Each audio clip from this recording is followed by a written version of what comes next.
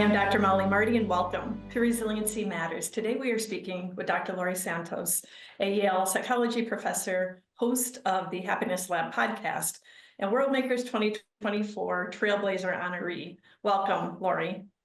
Thanks so much for having me on the show. Yeah. So your class, Psychology and the Good Life at Yale, is the most popular course ever at the university. What do you think is attracting university students to this material and topic?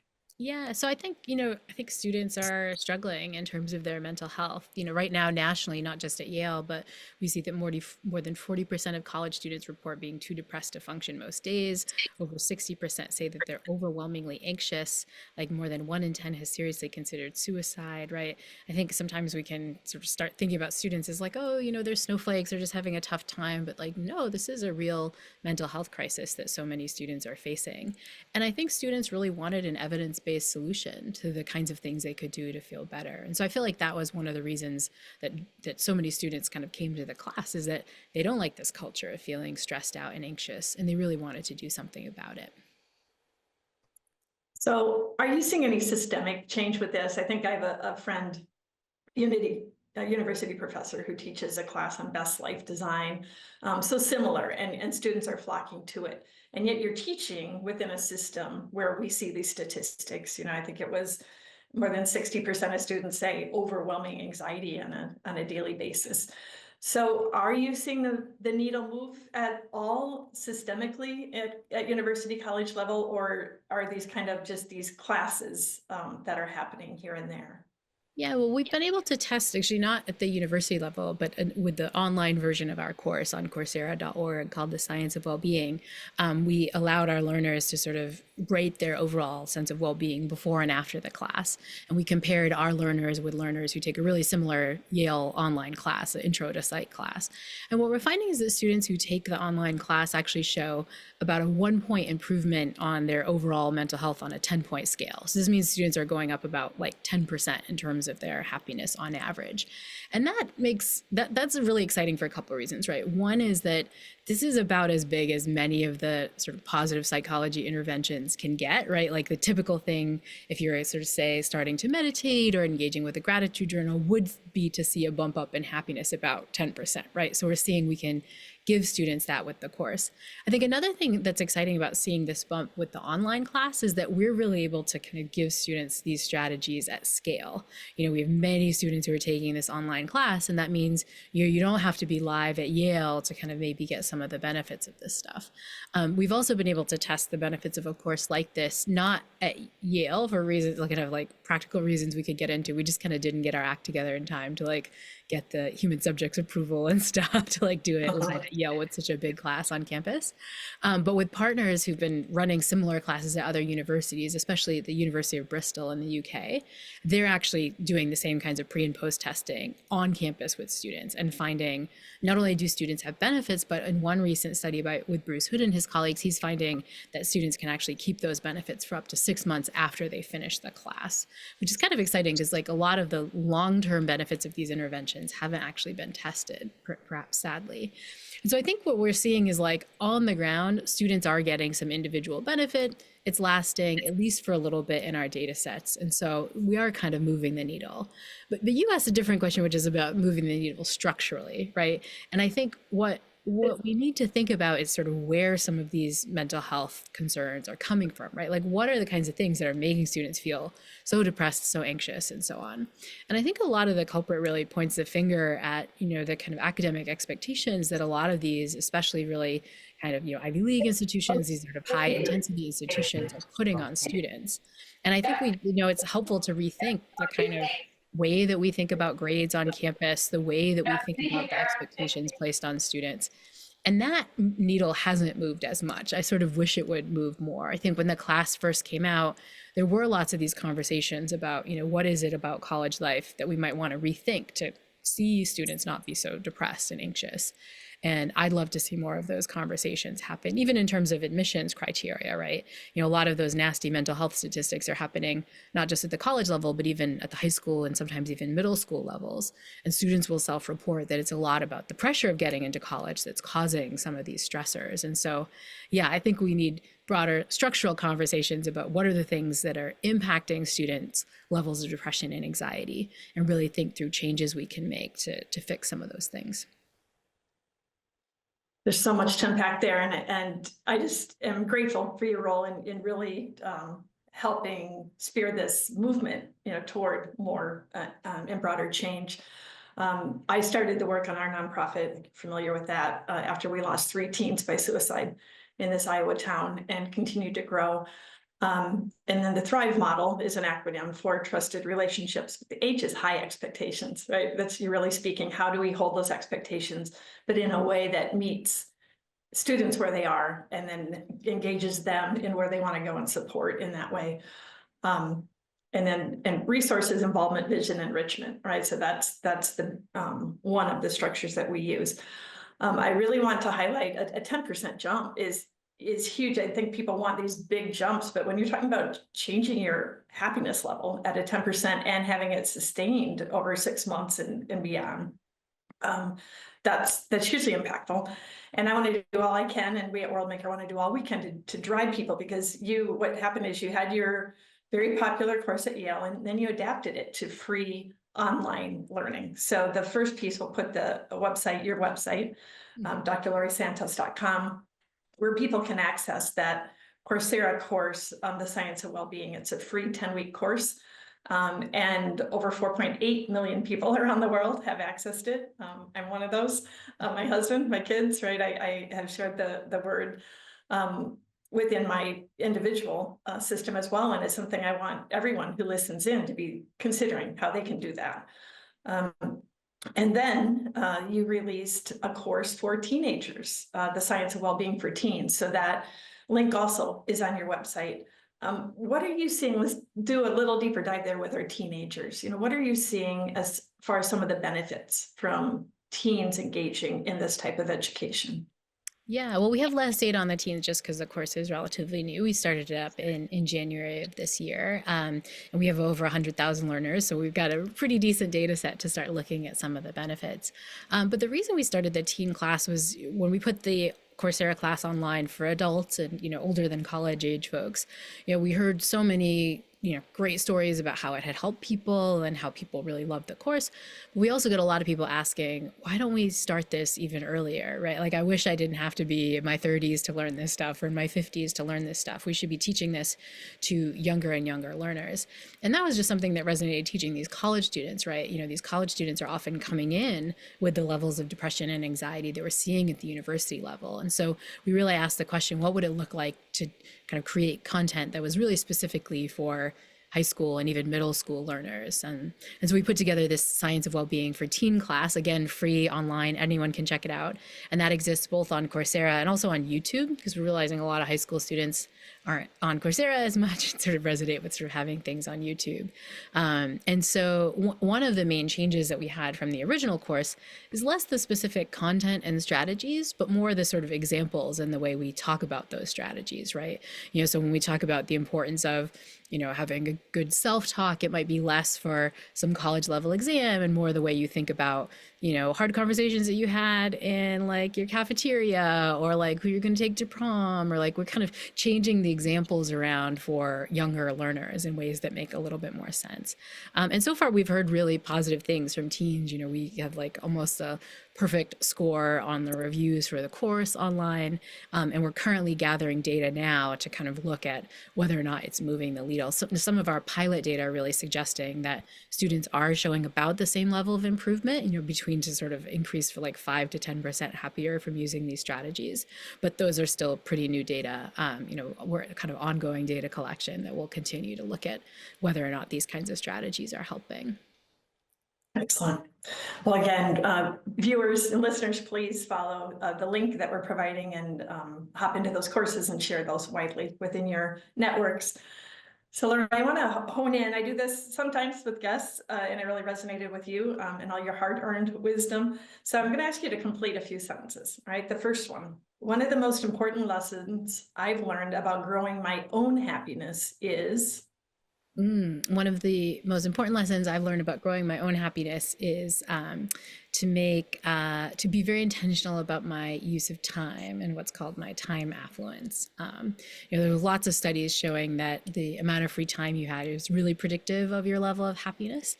And people who feel really stretched for time, what social scientists call time famished, wind up being really unhappy. In fact, there's one study by the researcher Ashley Willens that shows if you self-report being really time famished, that's as big a hit on your well-being as if you self-report being unemployed, right? Many of your listeners, if they lost their job tomorrow, would feel pretty bummed. Like, just not having any time can do that.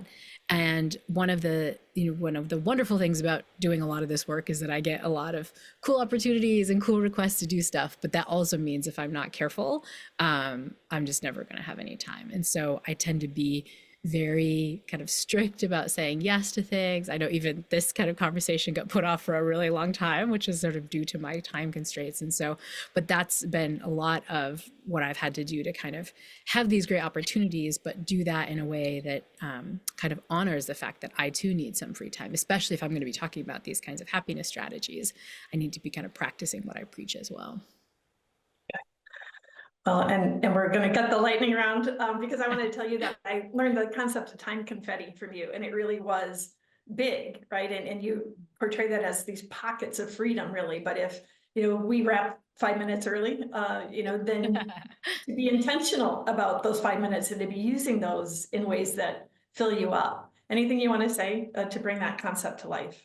Yeah, and I think that a little bit of advanced planning, I think, is really helpful with your time confetti. These sort of extra unexpected moments you didn't get. It's really easy to blow them off, and so I think having a list of things you want to do with your time confetti can be super helpful. On mine is something like take a quick deep breath. Like I've actually added one about like doing a few little stretches, which I think in between Zoom meetings, even if you have 5 minutes, is super important just to like feel a little bit more grounded, feel a little bit more embodied. But yeah, having your go-to list for me has been especially helpful for making sure you use your time confetti wisely. I like it, and can't go wrong with intentionality. All right. One of the most important lessons I've learned about nurturing happiness in children is. One of the most important lessons I've learned about nurturing happiness in children is to make sure that we're supporting children's parents as much as possible. I get a lot of this wisdom from the recent Surgeon General Vivek Murthy's report about parental stress and how it's harming both parents and kids. And it's one of the reasons the next version of an online class that we're putting together is actually for parents. Because this was something we saw interestingly with our Science of Wellbeing for Teens. We often ask when people sign up for the course, tell me a little bit about your demographics. And we had about a quarter to a third of the people that enrolled in that class for teens tell us, well, it turns out I'm not actually a teen, but I'm a mom of a teen or I'm a dad of a teen, and I really want to learn this stuff. And that made us realize that actually parents need these strategies both to help their kids, but also to help themselves. And study after study really shows the power of emotional contagion, right? We kind of catch the emotions of the people around us, and kids, especially teens, really often catch the emotions of their parents. I think one of the reasons that we see such an anxiety problem in teenagers and kids today is because parents are feeling more anxious than ever, in some cases reasonably. And so I think my way of protecting the mental health and the happiness of kids would be to focus on the happiness of parents. Love it, love it, love it. We did a pandemic parenting course during the pandemic. We got a big grant to do that programming, and we're blown away. I think we had parents from over 100 countries looking for that information and engaging with it. So it's so powerful and needed. Can't wait for you to roll that out and for us to share it out. So more on living a happier and more fulfilling life when we return.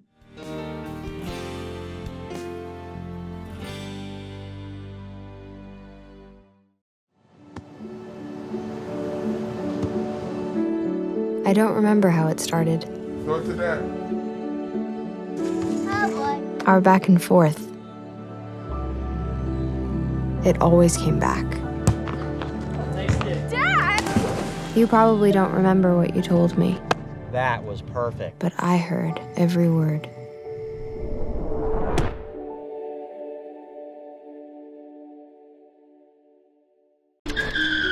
If I could go back and change it all.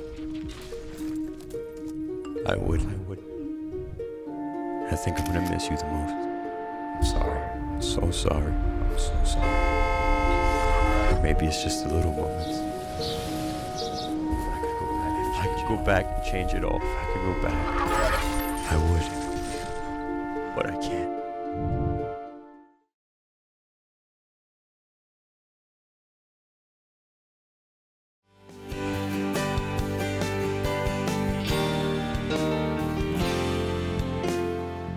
Welcome back to Resiliency Matters. Today we are speaking with Dr. Laurie Santos, a Yale professor of psychology and Worldmaker's 2024 Trailblazer honoree. Congratulations, Laurie.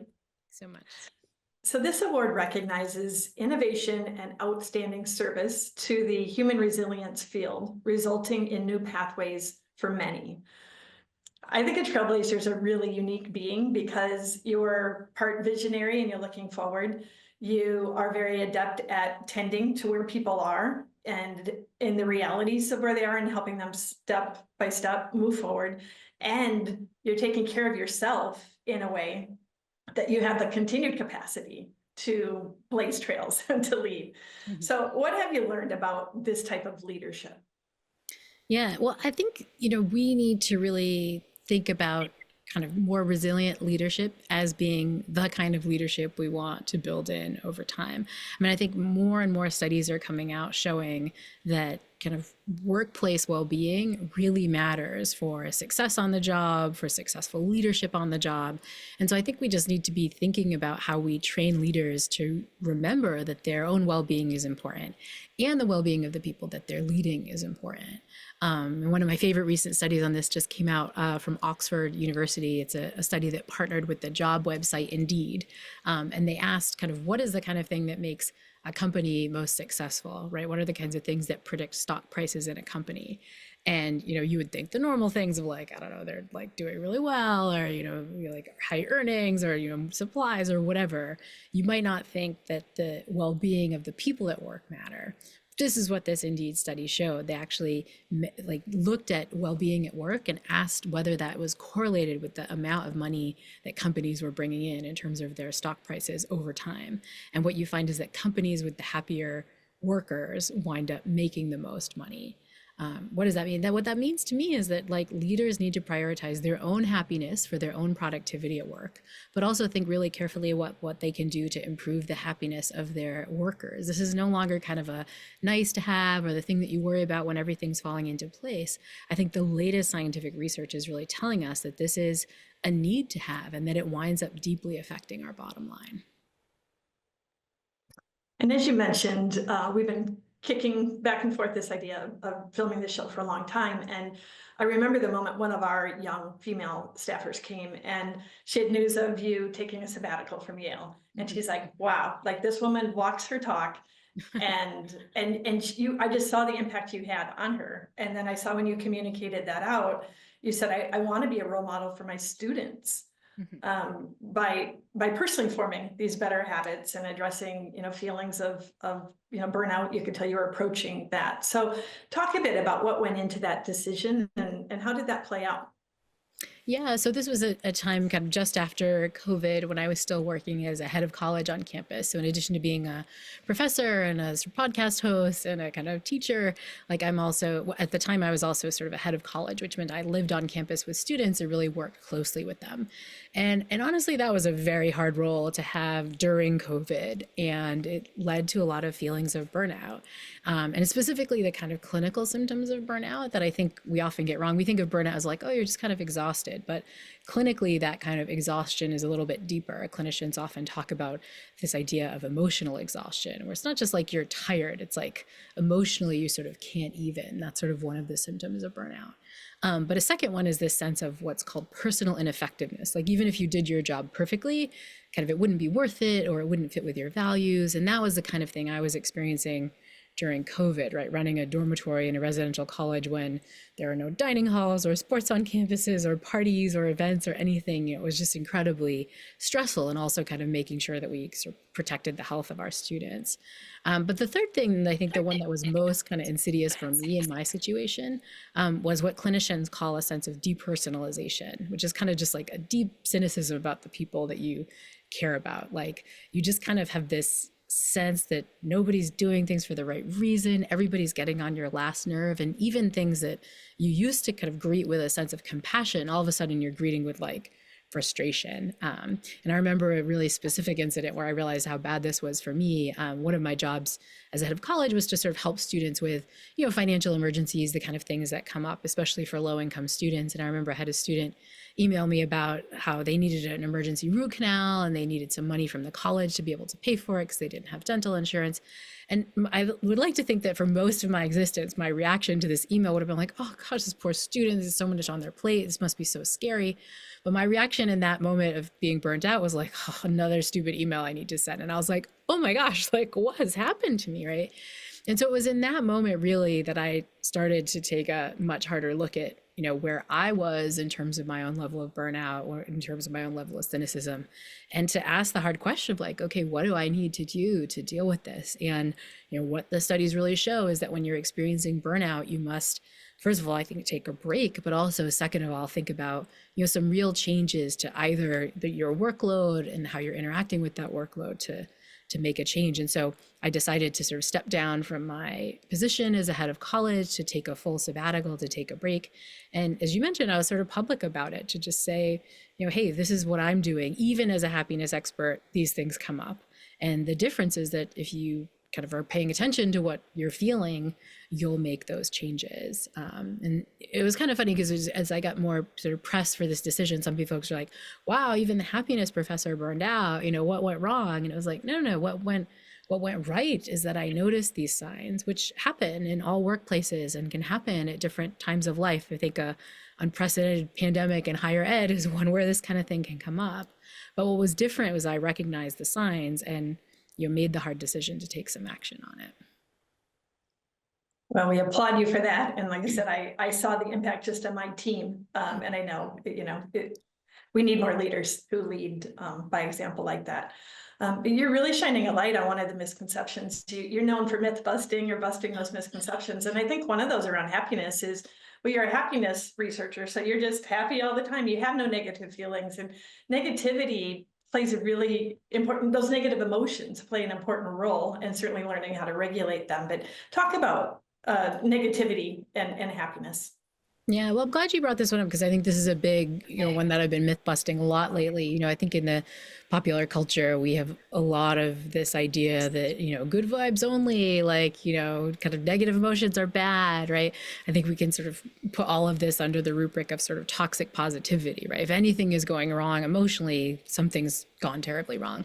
And I think we're really missing out when we think this way. I think a better analogy for our negative emotions is that negative emotions are kind of like that dashboard light on your car. You're driving down the street and your tire light comes on and you're like, oh, this is a good alert. This is something I need to deal with. If I don't pay attention to this kind of information that may not be so positive, like bad things will happen later.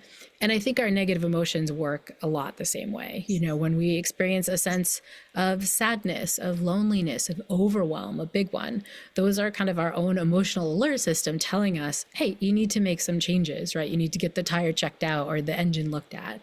And I think that's what we need to sort of start thinking of our negative emotions as being. When you listen to your negative emotions, they can give you really useful information about how to make changes that will make you feel better. But to do that, we need to be there. We need to listen to them. We need to not suppress our negative emotions. We need to kind of pay attention to what they're telling us.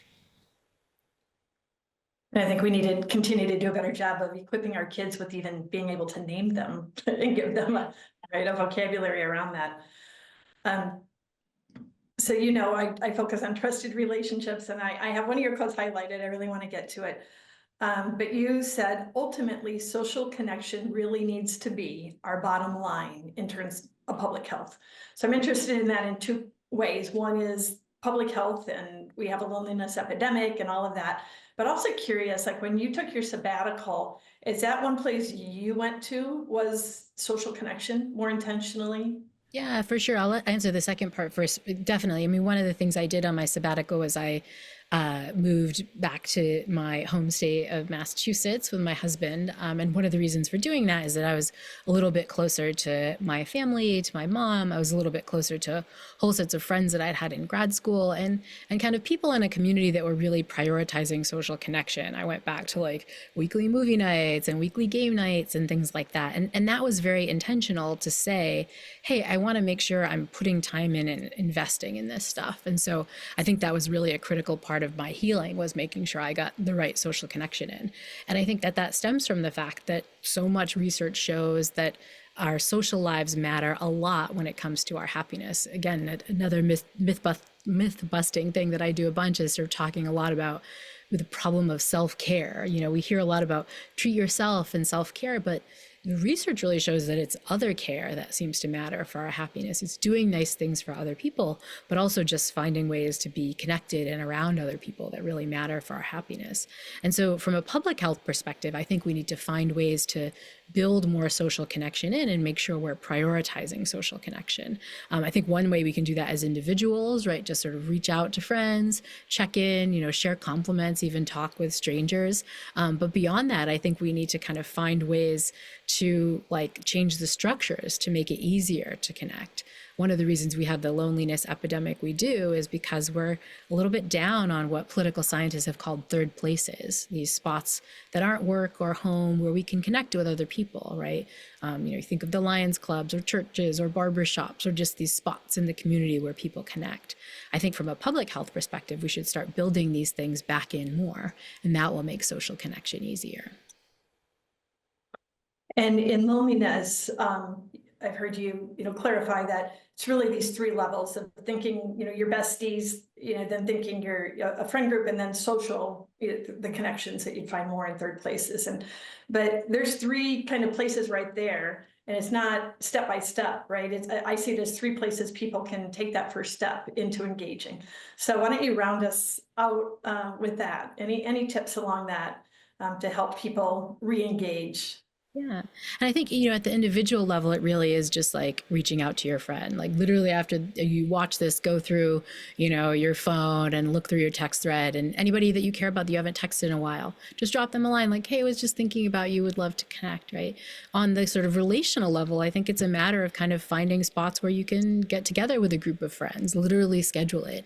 And at the community level, I think it's finding your own third spaces or creating them if you don't have them, right? Set up a book club, join a community activity group.